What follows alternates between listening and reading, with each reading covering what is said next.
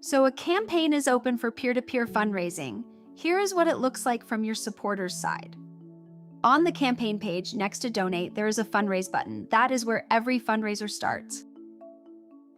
Because this site asks supporters to have an account, the first stop is a short registration form, just an email, a username, and a password. If the site requires email verification, this is where it happens. Charitable sends a confirmation email, and you click the link inside it to finish setting up your account. Both of those steps are the site owner's choice. In Ambassadors under General, there is a campaign submission form section.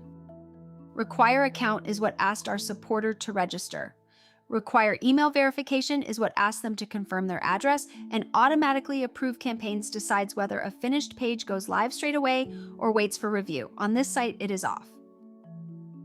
Campaign types available controls which kinds of fundraiser a supporter can even choose, which is the next thing they see. Back to our supporter. First, choose what kind of fundraiser you want to run. You can raise money on your own as an individual, start a new team, and invite others to join you, or join a team that already exists. We will cover teams properly in their own video. Today, we are going solo.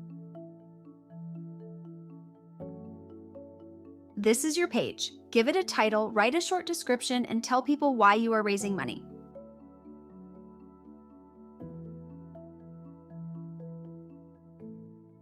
Set your own fundraising goal. This is your target, not the campaign's. You can also set your own suggested amounts and give each one a label: $10 for a supporter, $25 for a champion, $50 for a hero. Add a photo, paste in a video link, write a thank you message for your donors, and add your social handles. Last, confirm your name and email address, then submit your page.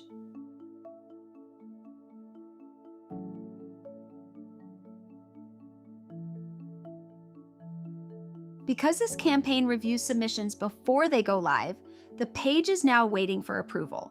The organizer gets a notification, and once they approve it, your page is published. One last thing, because most ambassadors' sites do this, the Fundraise button is not the only way in. Under Charitable Settings, General, then Pages, there is a campaign submission page. It points at an ordinary WordPress page holding the Submit Campaign shortcode. Most sites link straight to that page from their navigation or from a landing page, so a supporter can start a fundraiser without having to find a campaign first. Find more charitable tutorials at wpcharitable.com.